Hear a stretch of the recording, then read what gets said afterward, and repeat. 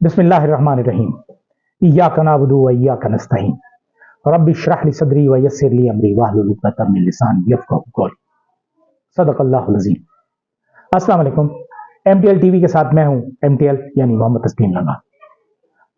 खबरों, तज्जियों और तबसरों पर मबनी ये प्रोग्राम आप हर रोज़ देखते हैं MTL टीवी के, और ये प्रोग्राम आपको, आपके पाकिस्तानियों को, दुनिया भर में जहां पाकिस्तानी मौजूद हैं उन्हें तज्जिए और असली खबरें, सच्ची खबरें और वो खबरें जो आपको अमूमन मेन मीडिया पर जिस अंदाज में तबसरा नहीं किया जाता वो आपको बताई जाती है। आप खुद भी सब्सक्राइब कीजिए, अपने दोस्तों को शेयर कीजिए, लाइक कीजिए, ताकि हमारा ये प्रोग्राम और हमारा चैनल ज़्यादा से ज़्यादा लोगों तक पहुंच सके। आज जो सबसे पहले हम बात करेंगे वो हम बात करेंगे कि गवादर में आज एक दहशतगर्दी का हमला हुआ है, जिसमें कुछ दहशतगर्द जो हैं गवादर पोर्ट अथॉरिटी के अंदर दाखिल होने की जिन्होंने कोशिश की। ये गवादर में अगर हम ये देखें, ये लोकेशन अगर किसी ने देखी हुई है, मैं तो वहां जा चुका हूँ कई मरतबा और देख चुका हूँ। गवादर पोर्ट अथॉरिटी गवादर में उसके एक तरफ से खुश्की है और बाकी तीन तरफ समंदर है। वहां पर जाने का एक ही खुश्की का रास्ता है, और जिसमें जाहिर चेक पोस्टें भी हैं, बहुत सी चीजें हैं। और चंद बरस पहले तो दहशतगर्द जो थे PC होटल पर काबिज हो गए थे, उन्होंने वहां हमला किया था। वो भी रमजान का ही महीना था गालिबन, और समझ में नहीं आता कि वो किस तरह वहां तक पहुंचे वो लोग, क्योंकि PC होटल पर जाने के लिए समंदरी रास्ते के अलावा सिर्फ एक खुश्की का रास्ता है और वहां चेक पोस्टें मौजूद। इसी तरह ये लोग भी उसी रास्ते से होते हुए गवादर पोर्ट अथॉरिटी की तरफ गए, कोशिश की उन्होंने वहां पहुंचने की, GPA पर कब्जा करने की कोशिश की, और अल्हम्दुलिल्लाह के इसमें दहशतगर्द जो है नाकाम हुए। और इत्तलात के मुताबिक जो सिक्योरिटी ज़राए हैं वो बता रहे हैं कि 8 दहशतगर्दों को हलाक कर दिया गया है, और इस वक्त सर्च ऑपरेशन जारी है, और देखिए मजीद क्या होता है। इसके बाद जो साथ के इलाके हैं, मुलाबंद वार्ड वगैरह, और जो पुरानी आबादी है गवादर शहर की, वो इसके साथ है।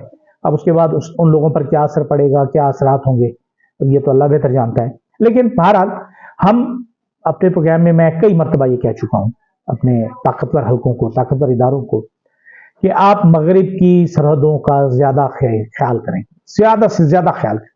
हमारी वो सरहदें जो बहुत महफूज हुआ करती थी अब इंतहाई खतरनाक हो गई हैं और गैर महफूज तरी होंगी। एक तरफ ईरान की तरफ से जो बलूचिस्तान है, ईरानी बलूचिस्तान, वहां से जो बलोच शर्मचार हैं वो अपनी कार्रवाइयां जारी रखे हुए हैं, और दूसरी तरफ तो अब अफगानिस्तान से भी बाकायदा दरअंदाजी शुरू हो गई है, और उसका जवाब हमने देना, हमारी मुसल्लह अफवाज ने देना शुरू भी कर दिया है। और जो परसों उन्होंने अफगानिस्तान की सरजमीन के अंदर जाकर कार्रवाई की, वो मेरे नजदीक है तो हक बजानिब, लेकिन है इंतहाई खतरनाक। और ये पाकिस्तान के लिए, पाकिस्तानी अवाम के लिए बिलुमूम और बिलखुसूस पाकिस्तान की अफवाज के लिए बहुत ही खतरनाक है। ये एक ऐसा काम शुरू हो गया है जिसका मेरे ख्याल में जिसकी कोई इंतहा नहीं हो। अगर हम माजी करीब में या तकरीबन गुज़िश्ता एक सदी की तारीख उठाएं तो दुनिया की 3 बड़ी सुपर पावरें, अपने वक्त की अजीम ताकतें अफगानिस्तान गईं, अफगानिस्तान जाने की कोशिश की, और अफगानिस्तान से रुसवा होकर बाहर निकली। सबसे पहले बरतानिया, जिस सियासत में कभी सूरज गुरूब नहीं होता था, वो वहां से जलील और रुसवा होकर निकला। फिर 1979 में हमने सोवियत यूनियन को देखा, वहां घुसा, और 1989-90 में रूस भी वहां से बेमुराद, नामुराद होकर निकला, और इतना बुरा होकर निकला कि सोवियत यूनियन जो एक सुपर पावर थी वो खत्म हो गई, अपना वजूद खो बैठी। 2001 में दहशतगर्दी के हमलों को बुनियाद बनाते हुए अमेरिका घुसा। अमेरिका को पूरी सपोर्ट हासिल थी, टेक्नोलॉजी उसके पास थी, असलाह उसके पास था, ताकत उसके पास थी, पैसा उसके पास था, वसाइल उसके पास थे। लेकिन आखिरी फतह जंग में कभी भी असलाह की नहीं होती, जज्बे की होती।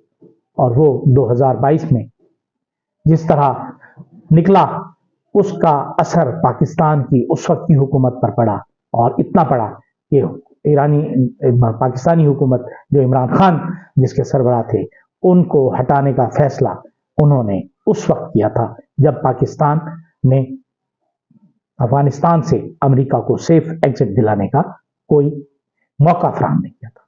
ये एक छोटी सी कहानी है जिसे अब हमने सोचना है कि दूसरों के तजर्बात से फायदा उठाया जाए और आने वाली नस्लों के लिए इबरत का निशान न बना जाए।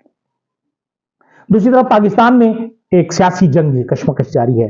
ये कशमकश सियासी पार्टियों के दरमियान तो मैं किसी सूरत में नहीं कहता, क्योंकि ये एस्टेब्लिशमेंट है, ताकत और इमरान खान का जो एक ताकत का इस्तारा, अवाम का इस्तारा बन गया है।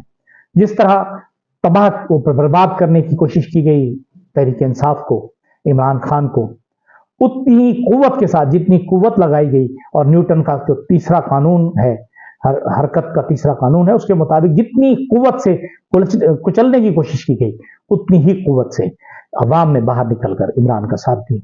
और वो जंग एक मरतबा नहीं, दो मरतबा नहीं, कई मरतबा इमरान खान जीत चुका है, बार बार जीत चुका है।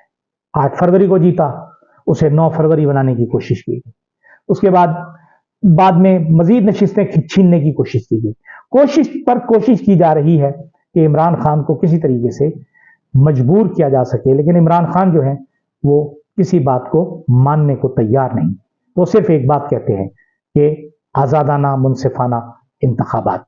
पहले कहते थे, अब ये कहते हैं कि जो आपने नशिस्तें हमसे छीनी वो हमें वापस कर दी। और यही वो तरीका है जिससे इस मुल्क में सियासी इस्तेहकाम आ सकता है। सियासी इस्तेहकाम के बाद मुआशी इस्तेहकाम आ सकता है, वरना तो हम बर्बादी ही की तरफ चले जा रहे हैं। और जिस तरह की हरकतें की जा रही हैं, चौधरी परवेज इलाही के कागजात नामजदगी दाखिल नहीं कराने दिए गए, जिमनी इंतखाबात में नहीं कराने दिए, क्यों भाई? उनका क्या जुर्म है? सिर्फ ये कि वो इमरान खान के साथ हैं। ठीक है, करते रहे हम।